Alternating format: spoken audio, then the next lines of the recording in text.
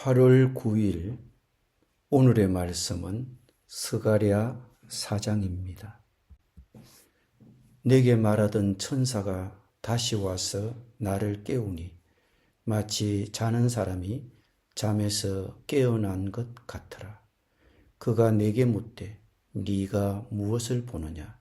내가 대답하되 내가 보니 순금 등잔대가 있는데 그 위에는 기름 그릇이 있고 또 그 기름 그릇 위에 7 등잔이 있으며 그 기름 그릇 위에 있는 등잔을 위해서 7 관이 있고 그 등잔대 곁에 2 감람나무가 있는데 하나는 그 기름 그릇 오른쪽에 있고 하나는 그 왼쪽에 있나이다 하고 내게 말하는 천사에게 물어 이르되 내 주여 이것들이 무엇이니까 하니 내게 말하는 천사가 대답하여 이르되 네가 이것들이 무엇인지 알지 못하느냐 하므로 내가 대답하되 내 주여 내가 알지 못하나이다 하니 그가 내게 대답하여 이르되 여호와께서 스룹바벨에게 하신 말씀이 이러하니라.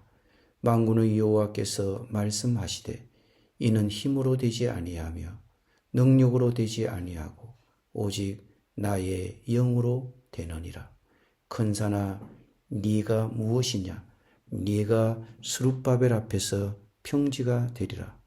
그가 머릿돌을 내놓을 때에 무리가 외치기를 은총 은총이 그에게 있을지어다 하리라 하셨고 여호와의 말씀이 또 내게 임하여 이르시되 스룹바벨의 손이 이 성전의 기초를 놓았은즉 그의 손이 또한 그 일을 마치리라 하셨나니 만군의 여호와께서 나를 너희에게 보내신 줄을 네가 알리라 하셨느니라. 작은 일의 날이라고 멸시하는 자가 누구냐? 사람들이 스룹바벨의 손에 다림줄이 있음을 보고 기뻐하리라.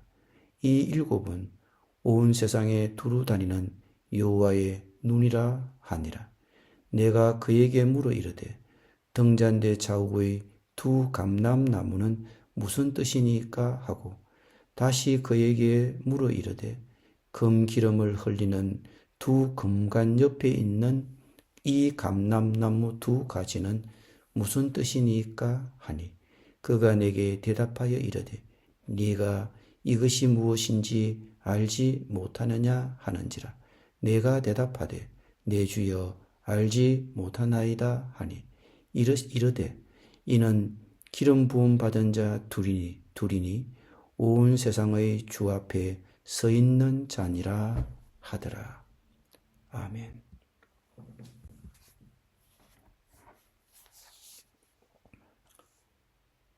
스가랴는 환상을 통해 순금 등잔대를 보았고 그 등잔대 곁에 2 감람나무를 보았습니다.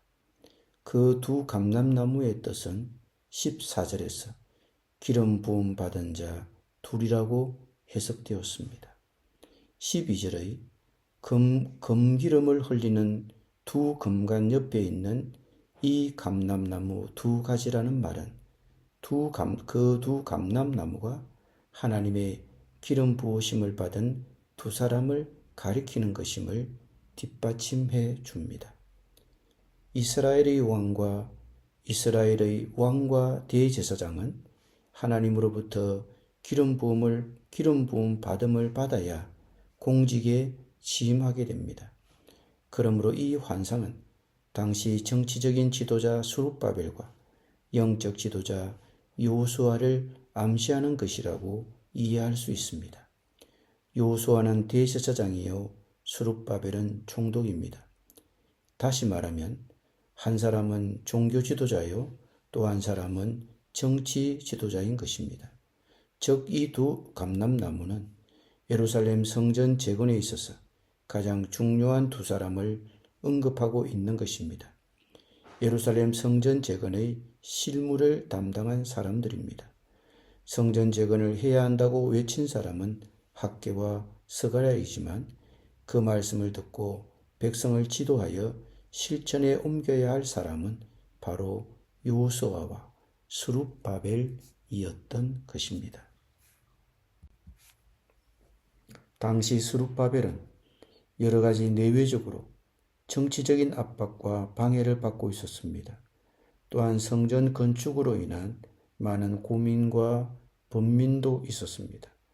에스라서 4장을 보면 이스라엘 백성들이 성전을 재건하려 할 때에 방해꾼들이 나타납니다. 포로에서 돌아온 이스라엘 백성들이 하나님의 전을 건축한다는 소리를 예루살렘 지역에서 살고 있던 사람이 들었습니다.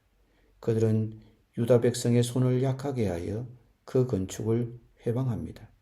그때 하나님께서 환상을 스가랴를 통하여 스룹바벨에게 주셨습니다. 5절부터 9절을 보면 스룹바벨이 큰 산을 평지로 만드는 역사를 이루어내게 됩니다. 큰 산은 물론 1차적으로는 성전 공사를 방해하는 대적들입니다. 2차적으로는 모든 악한 세력들입니다. 그런 방해하는 산 같은 것들을 평지로 만드는 사역을 스룹바벨은 여호수아 대제사장과 함께하게 됩니다. 거기엔 성령의 도우심이 함께 하십니다. 6절을 보십시오. 그가 내게 대답하여 이르되 여호와께서 스룹바벨에게 하신 말씀이 이러하니라.